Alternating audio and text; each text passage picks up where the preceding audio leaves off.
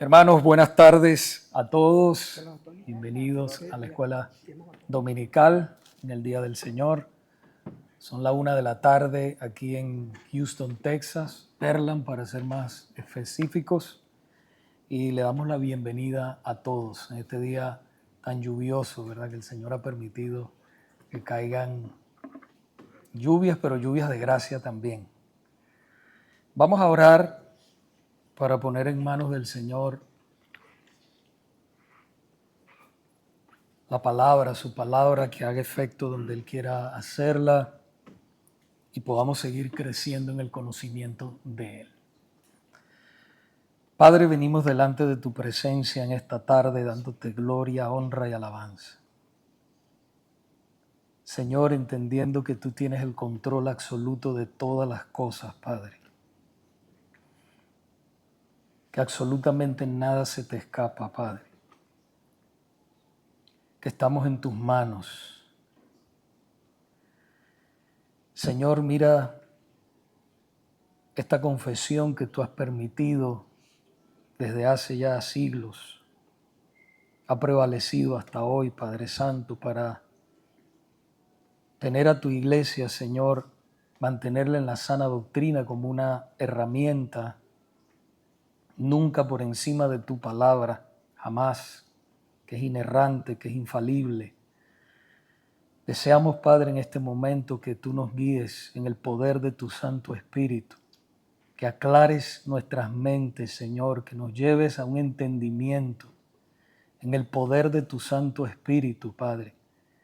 Aclara nuestras mentes y corazones para poder entender la grandeza, Señor, de esta salvación tan grande. Pedimos que aquellos hermanos que no han podido venir, que están de camino, Padre, o que no van a venir por diferentes razones, tú les bendigas, tú les ayudes, tú les fortalezcas. Y aquellos que los obligan a trabajar, Señor, pedimos que tú pongas gracia y favor delante de sus jefes y puedan tener este día tan importante donde tus santos se reúnen para adorar y glorificar tu santo nombre. Dios mío, pedimos la asistencia de tu Santo Espíritu para que me uses una vez más, no solamente a mí, Señor, pedimos también por nuestro hermano Arnaldo, que va a exponer tu palabra en esta tarde, que guíe su mente, su corazón, que nosotros nos mantengamos, Señor, en un espíritu de oración para recibir tu santa palabra. Trae a aquellos en medio de esta lluvia, sabemos que nada es imposible para ti. Aquellos que tú has predestinado para esta salvación tan grande, también tráelos, Señor, aquí a esta tu casa. Que también nosotros, Señor, seamos edificados y salgamos de aquí fortalecidos para enfrentar un mundo que perece, que tiene una necesidad grande de ti, Señor.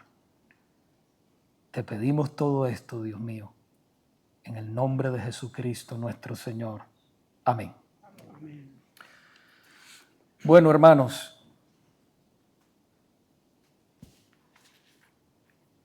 ustedes han estado estudiando el capítulo 19 de la Confesión de Fe. No sé si alguno de ustedes tiene alguna duda o de repente un comentario de la importancia que tiene la confesión de fe, o mejor dicho, que una iglesia se adhiera a una confesión de fe. Sabemos que la confesión de nosotros, la Confesión Bautista de Fe de 1689, no es la única.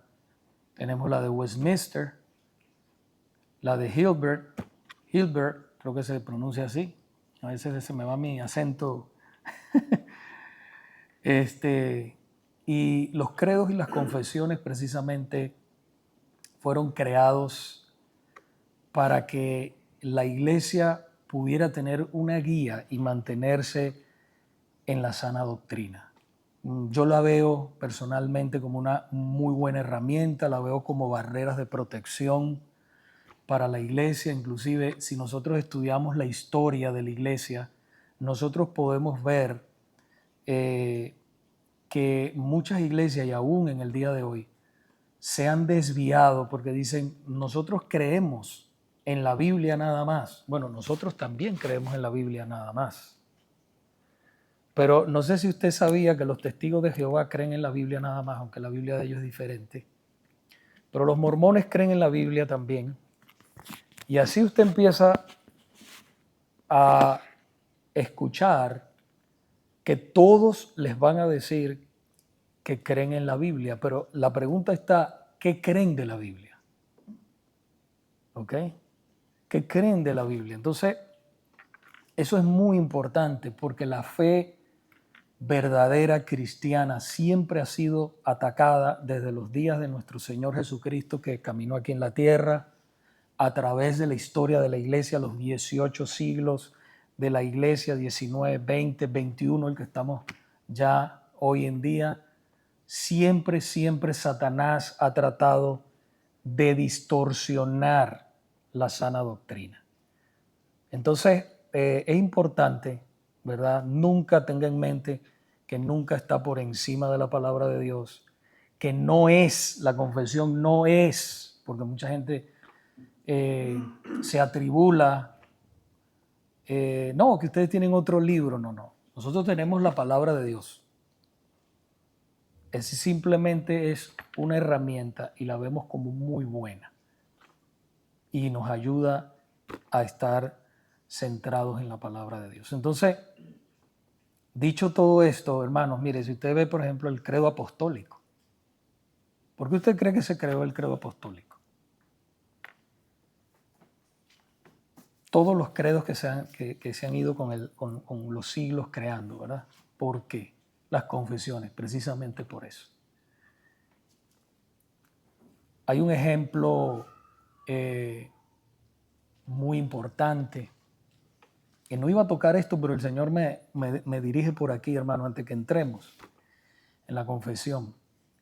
En el siglo segundo de la era cristiana se levantó un movimiento llamado el montanismo. No sé si han escuchado el montanismo.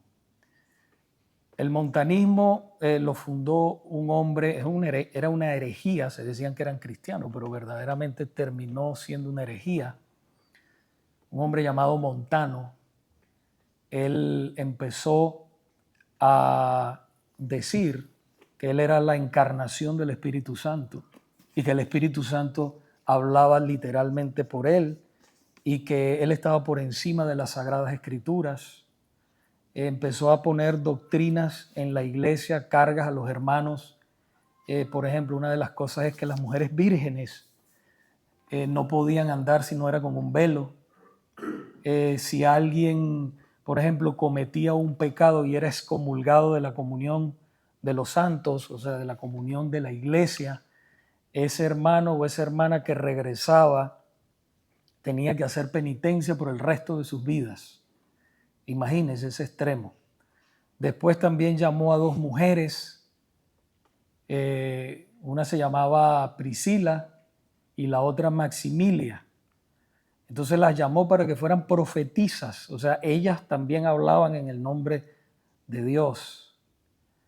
No se podía tampoco comer carne, lo que le gusta la carne, bueno, ahí no podían comer carne. Hacían ayunos locos, prolongados. Y hermano, una serie de cosas. Al final terminó este hombre diciendo que la era de Jesucristo y de los apóstoles había pasado y ellos ahora habían entrado en la nueva ola del Espíritu. ¿Le suena eso algo familiar como hoy en día? Que usted vea que es el mismo espíritu satánico moviéndose desde hace mucho tiempo. Y entonces ahora era él el que tenía la nueva revelación. ¿Cuántos de ustedes saben que no hay nueva revelación? Hay una sola revelación y está aquí en los 66 libros de la Biblia. Entonces, hermanos, yo me pregunto, leyendo toda esta historia, Si esos hermanos hubiesen tenido una confesión de fe, esos hermanos sinceros, hermanos que de verdad, que siempre los hay en todas las iglesias, hay gente que verdaderamente quiere servir a Dios y que están allí atrapados en esas herejías. Si esos hermanos hubiesen tenido una confesión de fe, ¿usted cree que muchos de ellos no hubiesen salido de ese movimiento herético? ¿Mm?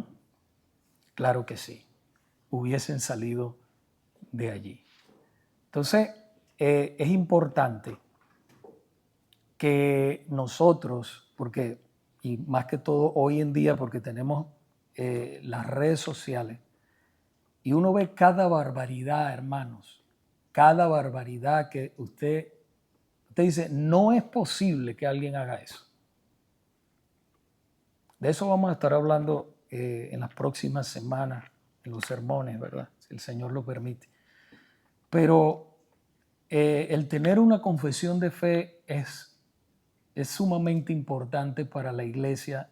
Yo mismo he sido testigo, porque el Señor me ha permitido ser cristiano ya por como 27 años, por ahí más o menos. Y yo mismo he sido testigo de cómo la iglesia, sin tener una confesión de fe, poco a poco se va desviando. Eso no pasa de un día para otro. Eso pasa poquito a poco, hermano. Entonces, ¿qué pasa? Si usted no es un teólogo y que Dios le haya dado el conocimiento de la palabra completamente, ¿verdad? Porque sabemos que esos son dones que el Señor da también a la iglesia, ¿verdad? Los pastores, los maestros. Pero si usted no tiene ese conocimiento, le voy a poner un ejemplo. Si el pastor se desvía y empieza a decir cualquier otra cosa sutil, pero se desvía y lo empieza a usted a desviar. Si usted tiene la confesión de fe, eso es una herramienta, es una ayuda, aunque no es exhaustiva, pero es una gran ayuda donde usted dice, el pastor está diciendo algo que no está en la palabra de Dios. No que no está en la confesión, es que usted va a la confesión y el matrimonio. Vamos a revisar esto porque me huele que el pastor se está desviando. Y usted ve ahí, y usted ve los versículos bíblicos y estudia y dice, y compara con otros hermanos, porque están llenos del Espíritu Santo, y usted dice, esto es una herejía.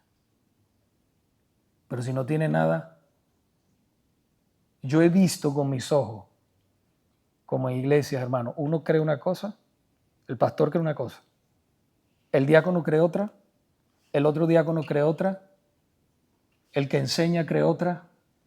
¿Cómo puede haber unidad en una iglesia si todos no están en un mismo sentir, en una misma doctrina, centrados en lo mismo? Entonces, hermanos, debemos darle gracias a Dios por estos hermanos teólogos usados por el Señor.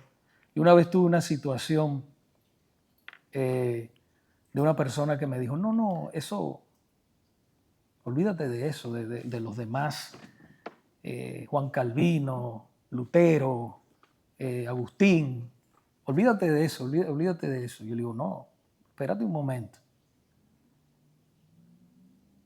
Yo no me puedo olvidar de la historia porque el Espíritu Santo actuó y levantó a esos hombres que no son infalibles. Yo entiendo eso, como yo tampoco lo soy ni ninguno de nosotros.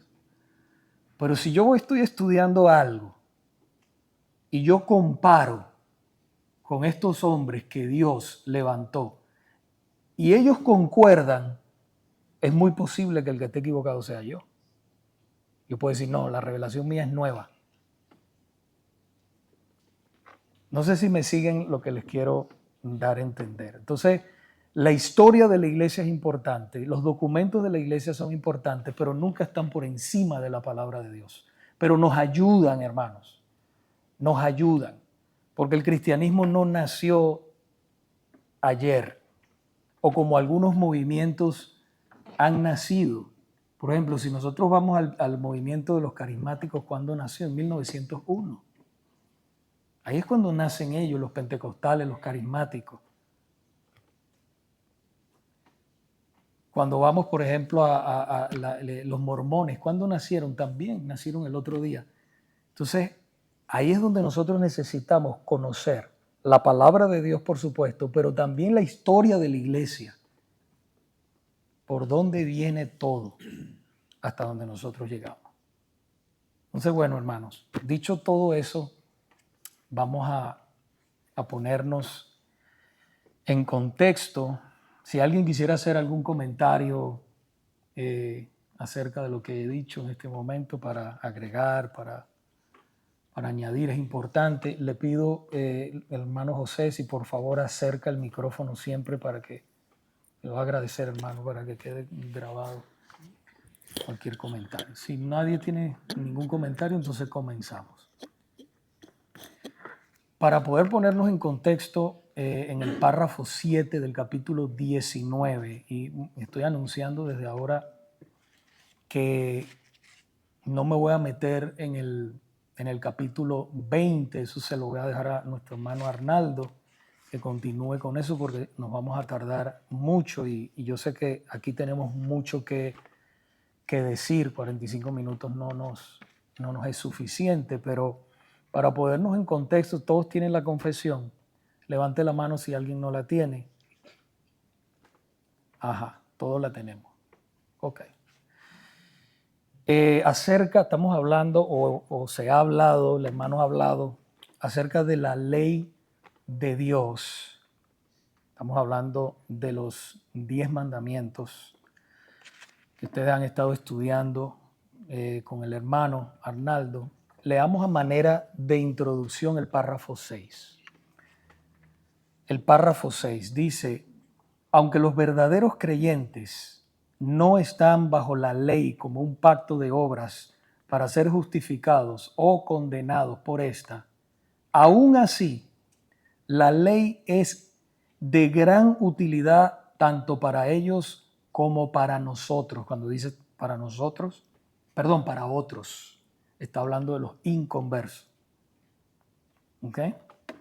En el sentido de que como una regla de vida que les informa acerca de la voluntad de Dios y su deber. Los dirige y los obliga a andar en conformidad con esta, revelándoles también las contaminaciones pecaminosas de sus naturalezas, corazones y vidas, para que al examinarse a sí mismos a la luz de esta, puedan llegar a una mayor convicción de pecado, humillación por el pecado y odio contra el pecado, junto con una visión más clara de la necesidad que tienen de Cristo y de la perfección de su obediencia. La ley también es útil para los regenerados. ¿Quiénes son los regenerados? Los convertidos. Los creyentes, convertidos.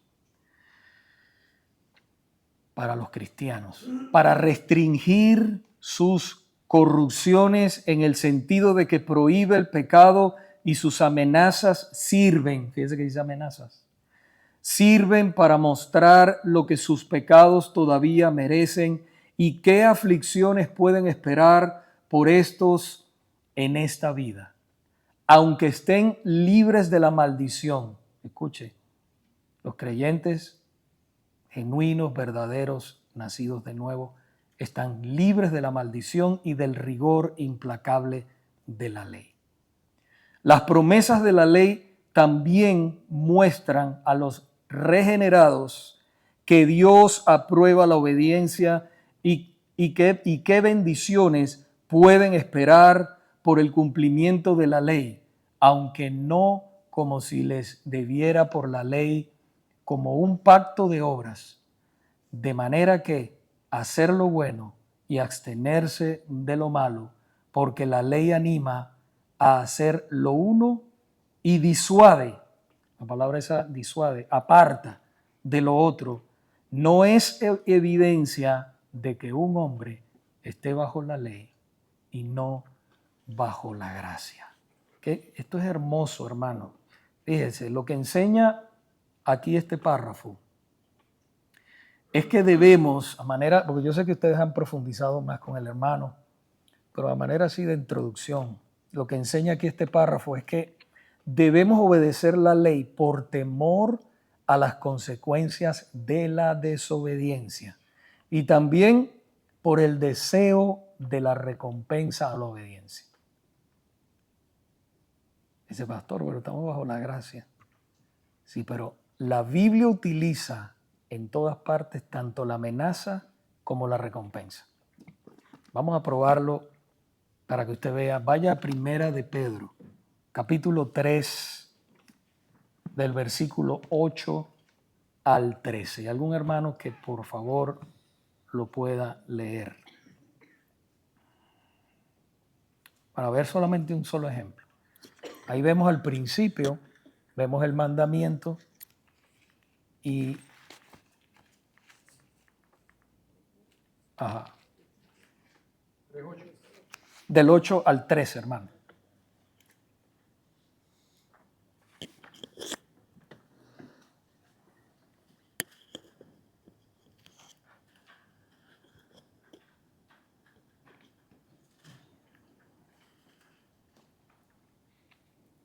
¿Lo tienen? ¿Alguien lo tiene por allá? Sí, allá, Manuel. Un poquito fuerte para que oigan los hermanos. Dice, finalmente sed todos de un mismo sentir, compasivos, amándoos fraternalmente, misericordiosos, amigables, no devolviendo mal por mal, ni maldición por maldición, sino por el contrario, bendiciendo, sabiendo que fuisteis llamados para que heredases bendición. Porque el que quiere amar la vida y ver días buenos, refrene su lengua de mal, y sus labios no hablen engaño. Apártese del mal y haga el bien. Busque la paz y sígala. Porque los ojos del Señor están sobre los justos y sus oídos atentos a sus oraciones. Pero el rostro del Señor está contra aquellos que hacen el mal. Fíjese, gracias hermano. Fíjese que aquí está el mandamiento. Porque acuérdense que los 10 mandamientos reflejan el carácter de Dios. Finalmente dice, sed todos de un mismo sentir, compasivos, amándoos fraternalmente, misericordiosos, amigables, no devolviendo mal por mal ni maldición por maldición, sino por el contrario, bendiciendo, sabiendo que fuisteis llamados para que heredaseis bendición. Y aquí podemos ver del 10 en adelante, vemos la amenaza y la recompensa. Porque el que quiere amar la vida y ver días buenos, refrene su lengua del mal y sus labios no hablen engaño. Apártese del mal y haga el bien. Busque la paz y sígala, porque los ojos del Señor están sobre los justos y sus oídos atentos a sus oraciones. Una recompensa que Dios te pueda oír. Pero el rostro del Señor está contra aquellos que hacen el mal. ¿Y qué es aquel que os podrá hacer daño si vosotros seguís el bien? Y si viajamos por toda la Biblia, ahí lo vemos. Hay gente que se va a los extremos. Dice, no, en el Nuevo Testamento ya no. Libertinaje. Ya la gracia de Dios nos cubrió, ahora podemos hacer lo que nosotros queramos porque vamos al cielo. Eso es una herejía. Eso es un error tremendo. Esto a manera de introducción, lo que acabamos de leer. Ahora, veamos el pasaje, pasemos al párrafo 7 de la confesión. En el capítulo 19, que dice así: tampoco los usos de la ley mencionados anteriormente son contrarios a la gracia del Evangelio, sino que obedecen a esta dulcemente, el Espíritu de Cristo subyugando y capacitando la voluntad del hombre para que haga libre y alegremente lo que la voluntad de Dios revelada en la ley requiere que se haga. Mano, eso es igual que lo mismo que la gracia irresistible, ¿no? Una persona, usted dice, no, ese no va a venir, pero ni que se le aparezca el Señor en persona. Pero sabemos, hermanos, porque lo podemos ver en la historia de la iglesia aún ahora, que hasta el que menos usted crea, el más malvado, para Dios no hay nada imposible. Lo salva, lo regenera, le cambia ese corazón de piedra por un corazón de carne. Y ese corazón de carne ahora que ama, busca, lee la palabra, se congrega, pide perdón, ama al que odia, al que odiaba, lo empieza a amar, porque Dios ha hecho una obra perfecta en ese hombre, en ese corazón. Ahora, el párrafo 7, 6 y 7, ellos dos van juntos, por eso los llevé al párrafo 6, porque ellos dos van juntos. Y nos enseñan básicamente que los verdaderos creyentes no están bajo la ley de Dios como un pacto de salvación, sino al contrario, están bajo la ley de Dios como una regla práctica. Como una regla práctica, o sea, para el conocimiento de su pecado y como resultado la necesidad que todos nosotros tenemos de Cristo. Por eso es correcto, hermanos, que cuando nosotros evangelizamos, llevemos a la gente a la ley de Dios primero.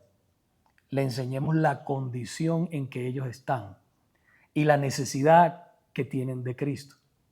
Tú no le puedes decir a una persona, está mal, cuando tú le dices, mira, Jesucristo te ama y tiene un plan maravilloso para tu vida. Eso es incorrecto. Tú tienes que llevar a la gente a la ley. Eres un pecador, te vas a ir al infierno y si no te arrepientes, ahí vas a parar. Pero hay una esperanza, Cristo Jesús. Él vino a buscar y a salvar lo que se había perdido y ese eres tú.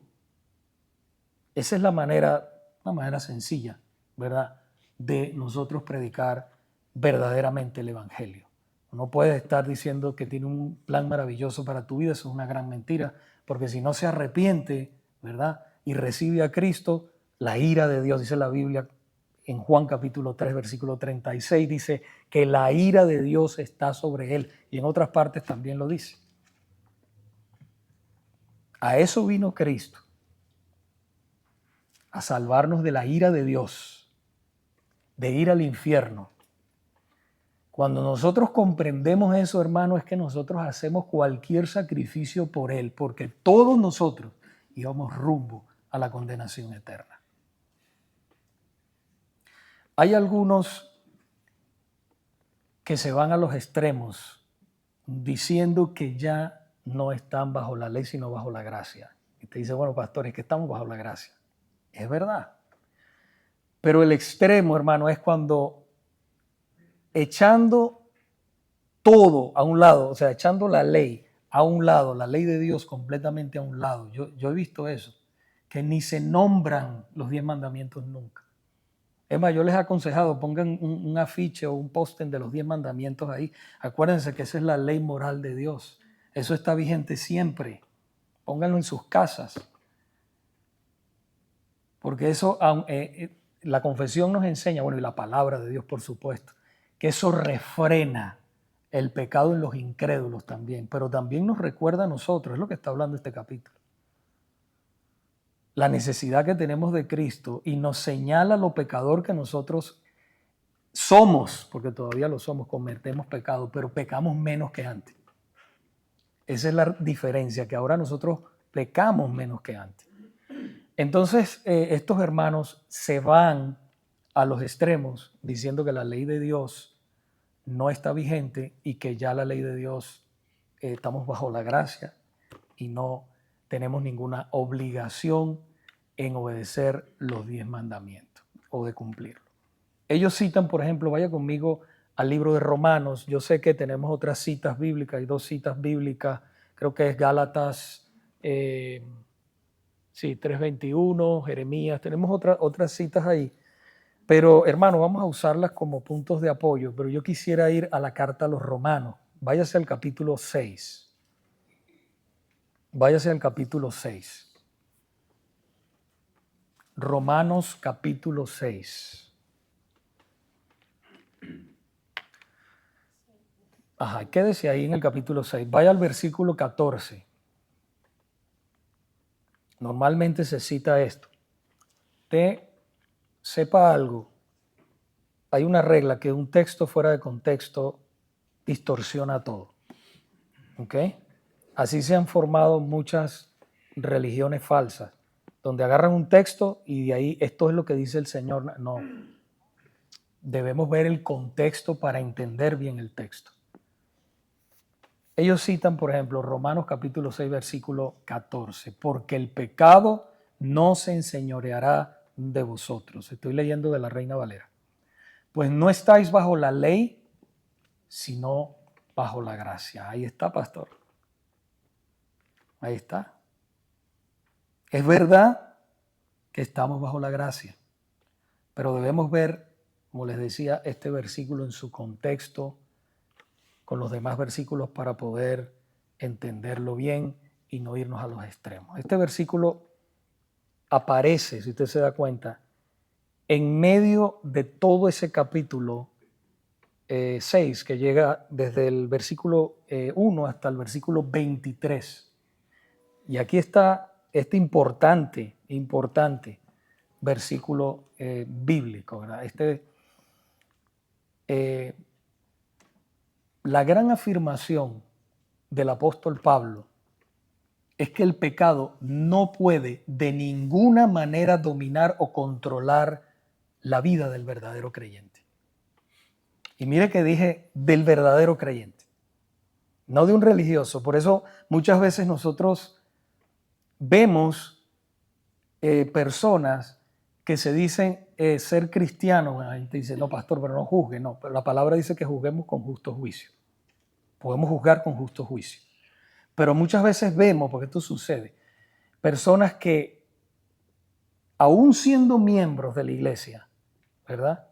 O se dicen ser cristianos, tú los ves que viven como los impíos, exactamente igual. No estoy hablando de una vida de que tú te equivocas. Todos nos equivocamos y todos pecamos diariamente. El punto que estoy trayendo es que el verdadero creyente no practica el pecado.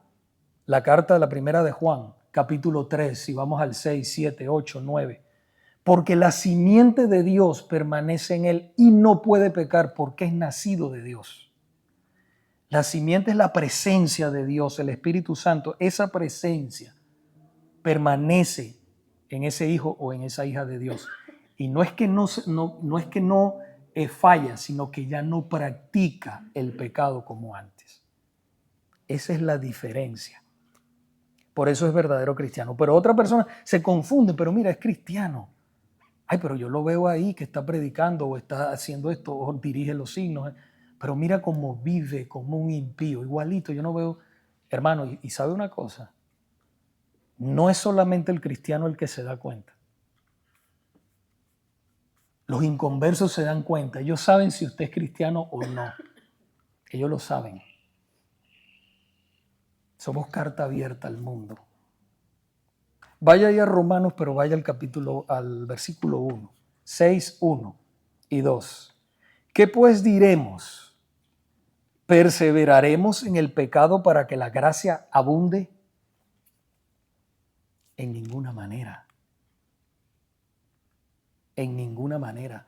Porque los que hemos muerto al pecado, ¿cómo viviremos aún en él?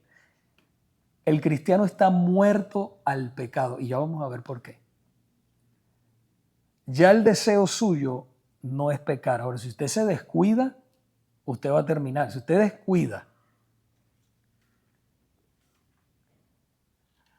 descuida su vida espiritual, ¿verdad? Los dones de gracia que el Señor le ha dado, la oración, el congregarse, el ayuno, la búsqueda de Dios,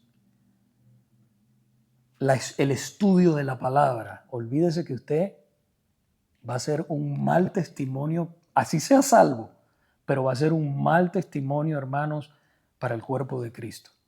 Y va a deshonrar al Señor con esa actitud suya por fuera, o sea, afuera. Por eso es que llamarse cristiano es algo muy alto, porque eres representante de Cristo y de su iglesia. Romanos capítulo 6, versículo 7 dice, porque el que ha muerto ha sido justificado del pecado. O sea, si yo he muerto, ¿verdad? Por eso Pablo decía en Gálatas, si no me equivoco, capítulo 2, 24, con Cristo estoy juntamente crucificado. Ya no vivo yo, vive Cristo en mí. Y lo que vivo ahora, lo vivo en la fe del Hijo de Dios, el cual me amó y se entregó por mí. Él estaba muerto. Sus deseos, sus anhelos, primero estaba Cristo. Primero Cristo que todo. Él era de último. Ya Él no vivía para Él. Igualmente nosotros como hijos de Dios. Esta carne debe estar crucificar esta carne a diario, hermano, y mortificar el pecado. Como pastor, ayuno, oración, estudio de la palabra, búsqueda intensa del Señor, predicar la palabra. Cuando nosotros testificamos de Cristo, hermano, eso nos fortalece también. A eso nos ha llamado el Señor como iglesia. Y entonces aquí aparece Romanos capítulo 6, versículo 14, ¿estás ahí todavía? Porque el pecado no se enseñoreará de vosotros, pues no estáis bajo la ley, sino bajo la gracia. Y se va al 22, por favor, vaya ahí al 22. Dice, mas ahora que habéis sido libertados del pecado y hechos siervos de Dios, tenéis por vuestro fruto la santificación y como fin la vida eterna. Gloria a Dios. Hermanos, la razón por la que el pecado no puede dominar al creyente genuino es precisamente porque no está bajo la ley, sino bajo la gracia. Si él o ella aún estuvieran bajo la ley, entonces todavía estuvieran bajo el dominio del pecado. ¿Okay? Por eso usted se da cuenta que, por ejemplo, cualquier pecado que usted practicaba antes, ahora que el Señor lo ha regenerado, lo ha salvado, ya usted no lo practica. Usted detesta eso. A usted no le gusta estar ahí. Es más, cuando usted va a un sitio donde usted ve el pecado desenfrenado, ya a usted a eso no le gusta. Usted sabe que usted no pertenece ahí. Como dicen en México, usted es harina de otro costal.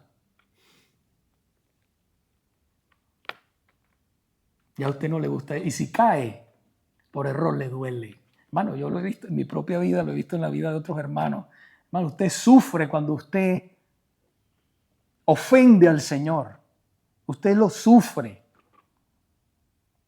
Porque usted sabe que ha ofendido a su Señor. Y mientras más conoce a Cristo a profundidad y lo que Él ha hecho por usted, más le duele. Por eso digo que una de las maneras de nosotros saber si verdaderamente estamos convertidos, yo siempre lo digo, es que no es que no peca, es que te duele pecar. Y como te duele, te arrepientes, te apartas. Duras días con ese dolor cuando cometes un error grave delante del Señor.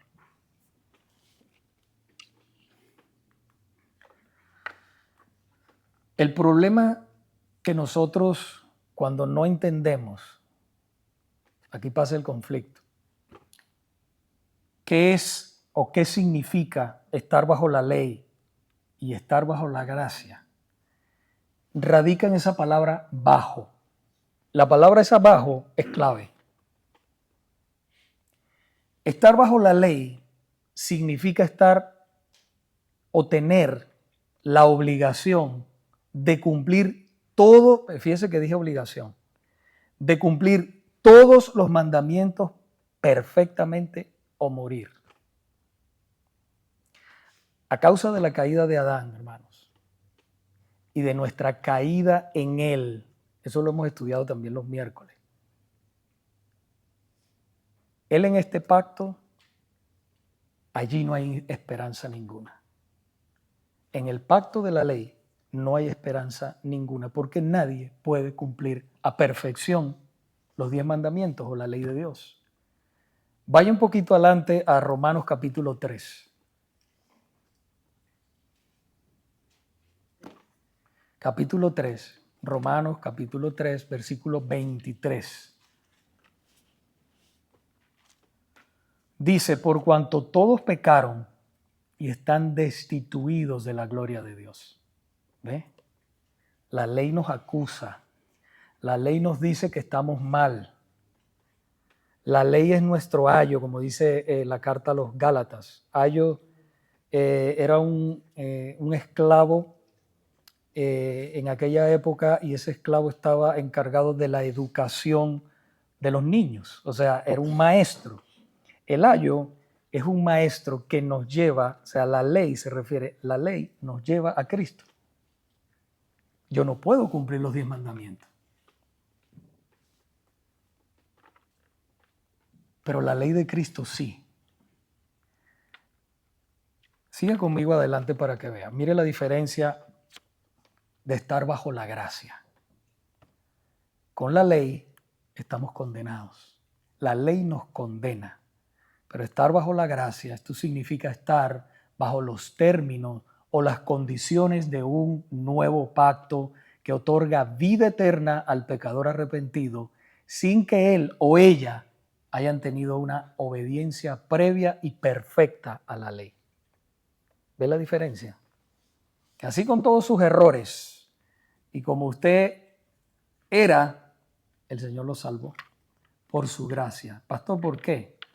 Porque era más bonito, porque era más gordito. No, hermano, no sabemos por qué, pero lo salvó. La Biblia dice que por su misericordia, te salvó por su pura misericordia. En otras palabras, la obediencia de Cristo, su obediencia perfecta a la ley, no es el modo por el cual el pecador es salvo. La obediencia de nosotros a la ley no es el modo por el cual el pecador es salvo, sino la gracia que actúa en él o en ella cuando se arrepiente de todos sus pecados y pone la fe o cree en Cristo como su Salvador. Ahora, es importante saber que esta gracia tiene un aspecto legal. Porque a veces nosotros decimos, bueno, sí, ok, nos salvó, pero hay que entender que la Biblia habla en términos legales. Tiene un aspecto legal. Jesucristo rindió voluntariamente, y fíjese que fue voluntaria, Él quiso. ¿Usted cree que Cristo no se podía zafar de esa cruz? Sí podía, pero voluntariamente Él rindió una obediencia perfecta y perpetua a la ley de Dios y recibió la pena o la condena que usted y yo nos merecíamos.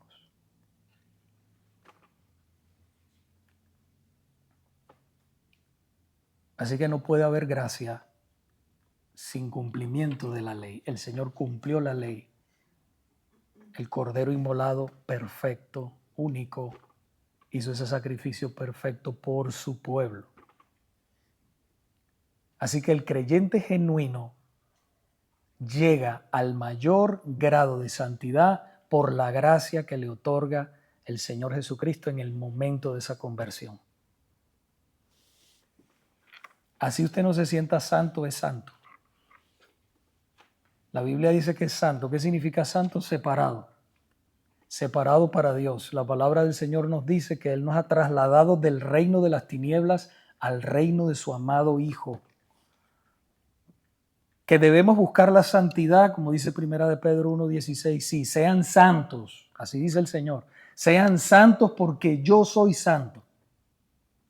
Nos llama a la santidad, pero ¿vamos a ser perfectos? No, pero nosotros sí hemos alcanzado un grado de santidad. Somos santos y cada día no podemos cumplir la ley, hermanos, pero nos acercamos cada día más a cumplir la ley. Nunca la vamos a poder cumplir, pero sí la vamos a, se me va la palabra, sí vamos a estar más cerca cada vez de hacer las cosas que Dios quiere. O sea, vamos a alejarnos cada vez más del pecado y vamos a estar más en el Señor. Ahora, el resultado es un cumplimiento mayor de la ley de Dios, aunque nunca la perfección, es lo que quería decir. Vaya a Romanos otra vez, capítulo 6, versículo 22, dice la palabra: mas ahora que habéis sido libertados del pecado y hechos siervos de Dios, tenéis como resultado, tenéis por vuestro fruto la santificación, gracias, y como fin la vida eterna. Y concluyo con esto para que podamos compartir impresiones y preguntas y todo eso.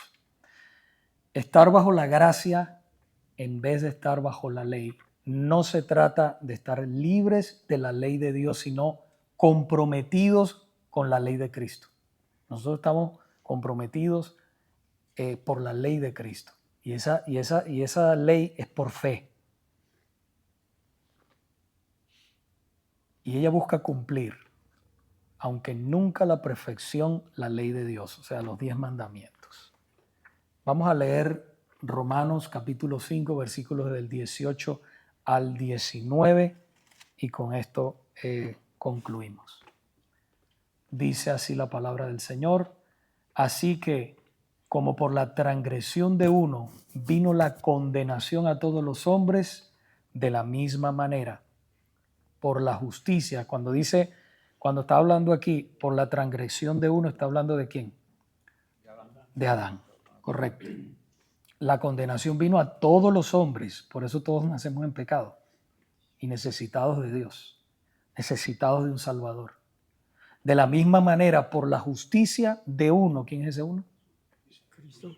Jesucristo.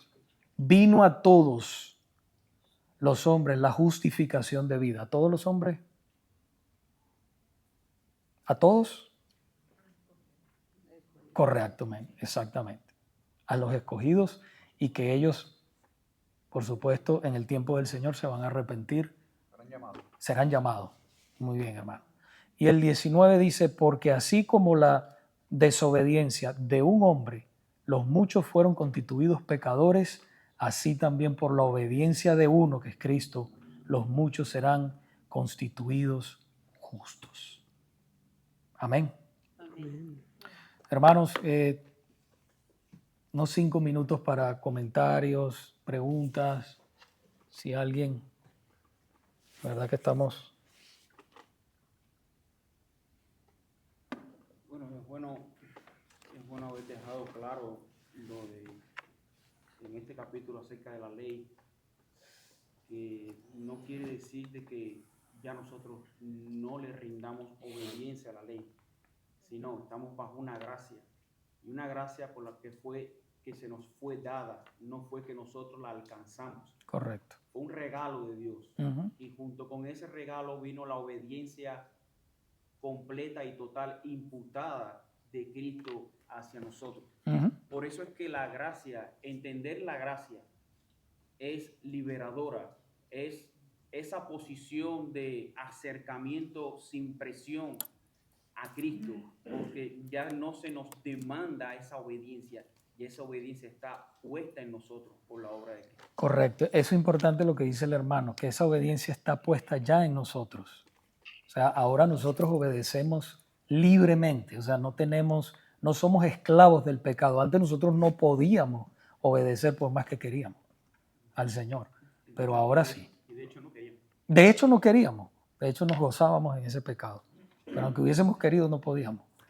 Hermano.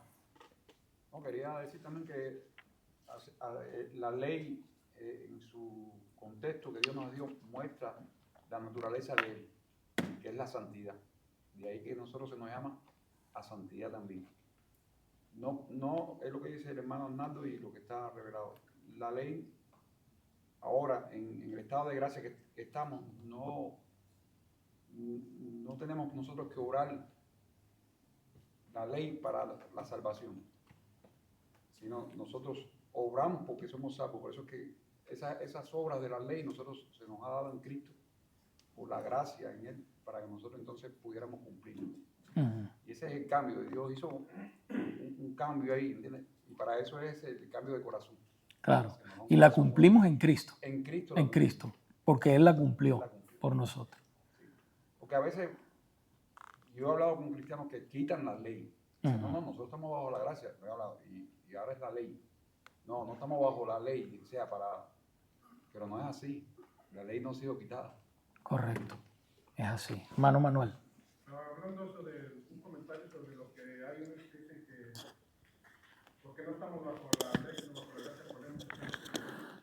Escuché a un predicador que hablaba de eso, pero él terminó diciendo, el verdadero creyente puede hacer lo que quiera.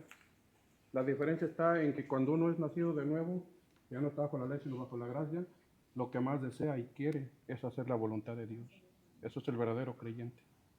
No está bajo la ley, sino bajo la gracia, pero no por eso va a andar desechando la ley, sino que lo que más desea es cumplirla. ¿Sí? Aunque no perfecto porque tenemos tropiezos. ¿Cómo? No somos perfectos porque tropezamos, pero nuestro deseo es agradar a Dios y hacer su voluntad. Correcto. Pero sin nunca, como estaba diciendo el hermano Vicente, sin nunca dejar los 10 mandamientos, porque ahí está el espejo. Es que la palabra dice, ¿cómo un cristiano ama a Dios? Bueno, dice en su palabra Dios, el que me ama, guarda mis mandamientos. Si me Dios amáis, no nos desliga de esa ley que nos dio. que Él nos dio. Porque ese es el carácter de Él, reflejado en todo, Nuevo Testamento, Eso es lo que refleja de él mismo. Viejo Testamento. Claro. Todo el Nuevo Testamento, Dios está todo el tiempo diciendo a sus hombres, guardad mis mandamientos, Bueno. si guardan mis mandamientos, si siguen mis estatutos, si no tienes dioses ajenos, vas a tener siempre mi bendición, mi protección. Todo el tiempo lo dice el Señor. Sí, nuestro Señor dijo, yo no he venido a abrogar la ley, sino a cumplir la ley, a cumplirla. ¿Alguien más?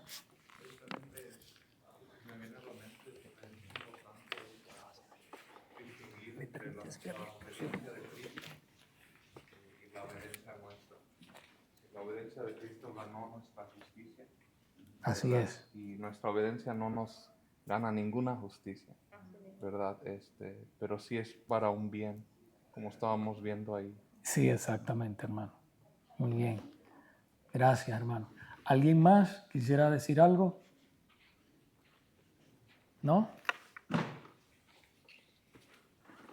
Bueno, vamos a cerrar en este momento la escuela dominical. Tomamos un receso corto y entonces comenzamos ya nuestro culto de adoración. Padre, te damos gracias por tu palabra, Señor, por todo lo que tú estás haciendo en medio de tu pueblo. Pedimos, Señor, que continúes guiando nuestros corazones, nuestras vidas cada vez más a ti, en la comprensión profunda de tu evangelio, Señor. Queremos vivir para ti, queremos ser esos luminares del mundo, Padre, la sal de la tierra, para que seamos tus instrumentos, Señor, en medio de un mundo que te necesita tanto. Te pedimos todo esto, Padre, en el nombre de Jesús. Amén. Hermanos, tomemos un receso.